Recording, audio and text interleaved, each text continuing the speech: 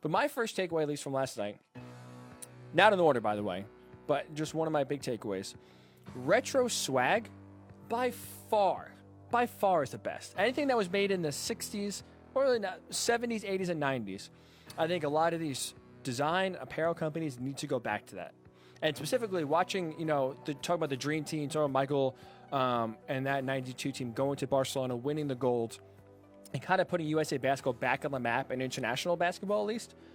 Those uniforms, those sneakers, the apparel, the sweats, the sweatshirts, the jackets that they wore, so nice. I mean, it's really, honestly, it's not that hard to really make great looking clothes, great looking uniforms. And we saw this with the NFL when they released, or had some of their teams release new uniforms. Some went the traditional way, like the Browns went back to their old days. The Buccaneers went back to their early 2000s days. It's a good look. It is a good look that people want to see more of, not less of. And now you have these new wave uniforms like the Falcons try to do. They don't look good. It's almost too much. So retro swag is the best. You even look at, Team USA basketball uniforms from this past Olympics 4 years ago. They don't look, they're so plain compared to what they used to be and so good. So retro swag by far was the best. Bring back a lot of those old school uniforms, both in the NBA and both also internationally for USA basketball and others, because it's nothing compares. I'm sorry. It's great. The sweatshirts are great. The sweats are great. And the uniforms are great. Another takeaway I thought I had last night, and this is a decent part of the show, was the criticism, I should say, Michael Jordan for his lack of politics. At least to me, I thought it's a little misguided, and here's why. Michael Jordan admitted, at least on the documentary, he didn't pay attention to politics. He really didn't know too much. Really, he just played basketball. And he viewed himself as a basketball player. He wasn't an activist. He was not about social justice. And he just viewed himself and only cared about basketball. He didn't really venture into the political ring that much. Didn't really pay attention too much. At least it seems like he didn't pay attention too much to anything outside of basketball. So I know people, there was President Obama that wished he did more. There was others on the show that wished that he kind of spoke out, at least talking about the North Carolina governor race. Maybe wished that he injected himself to help get some political leaning to help elect the first black governor in North Carolina. He didn't do that. And at least to me, I think it was smart, because you don't want someone of his stature, a Michael Jordan stature, where he's beloved by everyone, similar to what LeBron James is like now, where he is so global and so far-reaching that people who aren't sports fans, people in China and Japan and Russia, outside of this country, know who LeBron James is. He's probably the closest thing to Michael Jordan since then. So he has such a far, so much of a reach, just outside of sports in general, that so many people know who he is and listen to what he says, that if you promote the wrong thing, if you talk about something you're not really passionate about or know too much about, it can really get you in trouble and can really sway people's thinking and people's beliefs one way or another, maybe not for the best for yourself or for whatever they're talking about. So at least I'd rather have someone, and I take this personally myself, I don't really talk about politics on the show yet. If you listen, I talk zero politics. Why? I don't know politics. I don't really pay attention. I know obviously what's going on with the coronavirus. Outside of that, I don't pay attention to political parties, the Republican debates, the Democratic debates, what's going on here and there. I don't pay attention to politics. So I don't talk politics because I don't know what I'm talking about. So I credit MJ, at least, if he doesn't know what he's talking about, isn't in tune with governor races or political leanings, don't talk about it. Your reach is so far that it's too damaging if you talk about something you don't know in the wrong way compared to just letting it go and maybe taking a hit because you didn't do enough. Just to me, I understood why he didn't say anything. And like I said, I kind of practice the same thing. I keep out of stuff I don't really know too much about. Politics by far is at the top of that list. So I guess I get it from his perspective why he doesn't do it. And I thought at least I commend him on not doing it if you know what you're talking about. Number 3, this. If Jerry Krause liked you, it's a death sentence. You are screwed. You're in big trouble. We saw it in a few different instances. Tony Kukoc in the 92 Olympics. That was really the first time that Michael Jordan, Scottie Pippen could actually go against Tony. Right? We knew you obviously had Jerry's affinity for Tony and his skills overseas. He never came to the U.S. to that point. And this is the first time that really MJ and Scottie can get their revenge and crush a guy that Jerry really liked. And you saw they went after him. When USA played Croatia, they went after him. They dogged him. Scottie was picking up full court, never giving him a second to breathe. And despite Tony playing better in the gold medal game, they gave him everything he possibly could handle, and they basically sought him out because Jerry Krause liked him. Similarly, in the 1993 finals, when the Phoenix Suns were trying to dethrone the Bulls, he had Dan Marley, who was a pretty good defender, and another guy that Jerry Krause liked. You heard Michael Jordan say, that's a guy Jerry likes, I'm going to go after him. Any single chance he had to match up with Dan, any single chance he had to take him to the hoop and expose him, MJ did that. He absolutely did that, and that just shows, like, it is honestly a death wish and a death sentence if you are one of the guys that Jerry Krause liked. I mean, honestly, if I was a player back then in the 90s, in the early 90s, and I knew maybe if I was, my team wasn't good, I was on the trade block, and Jerry was interested, I would sprint to whoever listened to me, tell him, don't trade me to the Bulls. Do not even link me to Jerry Krause. Maybe even throw my play a few games bad in case the Bulls come to town soon, because guess what? If Jerry Krause liked it, and all of a sudden now MJ knew and Scottie knew that this was a guy they were looking at, they tried to crush it. And I would get crushed. So Jerry Krause, if he liked you, you are in big, big, big trouble. My fourth tip, I think this is one of the biggest things that stood out to me.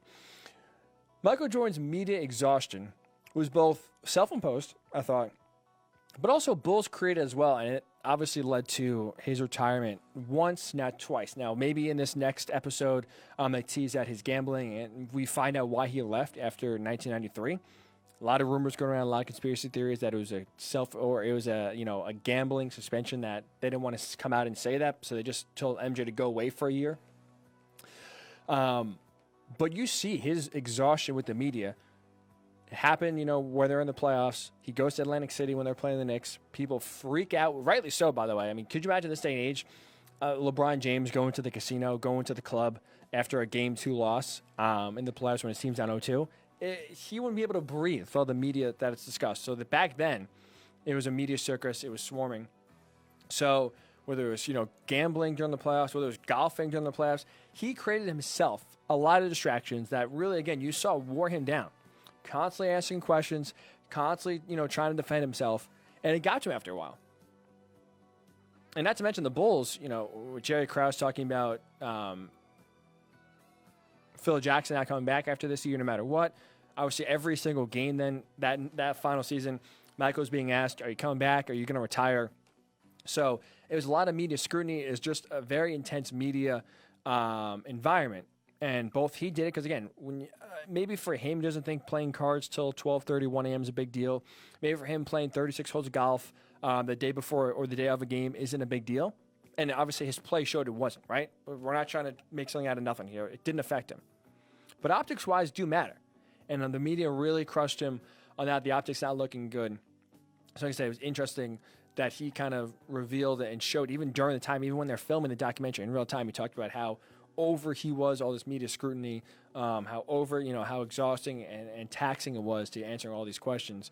And I really thought it was really interesting because you had Magic Johnson quoted as saying, if you keep this up, talking about the media, and talking about basically, railing him and grilling him for everything he did, you're going to drive him out of the game. Which I think is telling because now, obviously, again, we go into episodes 7 and 8 discussing why Michael left after 1983. Did he really need a break? Did he play baseball as an escape to actually just give himself a break and just get away from everything for a little bit? And we'll discuss this a little bit, but you saw when he's holed up in his hotel room, basically saying like, "This is the only place I can go to get some peace and quiet." It was tough to Michael Jordan, and obviously dealing with all the media that he did, being the superstar, being the global superstar that he was.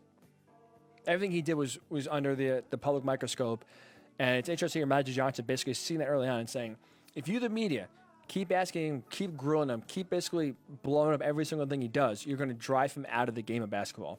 Which, maybe we'll find out if that's actually true and was the case, like I said, next week when episodes 7 and 8 are released. So 2 more.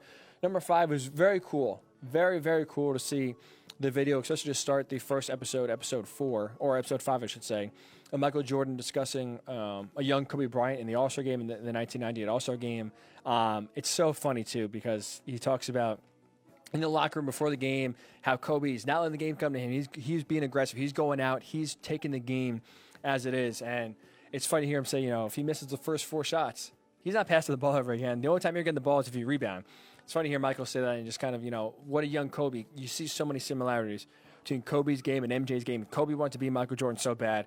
So it's cool to kind of see that interaction in the All-Star game, kind of talking about, his impact on the game going forward. And obviously it hits home a little bit more knowing what we know about Kobe Bryant, obviously having that tragedy happen just a few months ago. So it hits home that much more, but it's very cool to see that kind of video and talking about a guy in Kobe, talking about his idol and obviously Michael Jordan, realizing that, Kobe's the next wave and opening himself up to actually mentoring him, supporting him, and giving him whatever he wants, right? You heard Kobe say that he asked Michael Jordan about one of those turnaround shots, and Michael Jordan explained to him and said, if you ever need anything, call me. I think that was so cool. And then finally, my last takeaway, interesting that in 1990, again, when Michael Jordan was laying on the couch with the camera crew and they're just kind of hanging out one day, he talked about how hard his life was, and it's not a life you envy. And I think it's really interesting, and you see, why he retires the second time, 1998, after they win the 6th championship. I mean, you kind of takes you through a day in the life of Michael Jordan, and you think, oh man, who wouldn't want to be Michael Jordan, right? Greatest basketball player ever. Guy gets, to do whatever he wants. He has all the money in the world. It's basically, he has everything at the palm of his hand. But it's tough. I mean, you saw he goes to the arena. He's talking to people before the game. He has to do all his pregame work. You play the game. You still have to play at a high level. You have all this pressure of playing your best every single night because for the most part, especially that final season, everyone is going to the games to watch you. Think about it. You can't have an off night. 82 games. It's a grueling schedule. You can't take a night off in Utah on a Thursday night on, the 5th night of a road trip because everyone is there to see Michael Jordan. And not only see Michael Jordan, everyone is there to see him play at his best.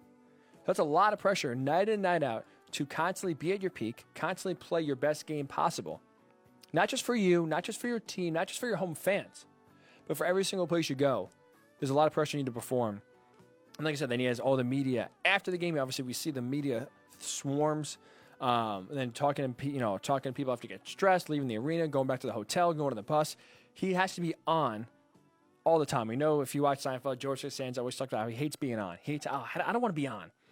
It's tough. It is very tough to constantly always worry about what you're doing, what your perception is like. Basically, you can take a moment just to relax and be yourself.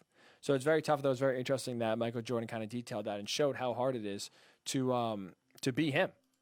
You think it's easy. Seems easy as everything in the world. Why wouldn't you want to be Michael Jordan?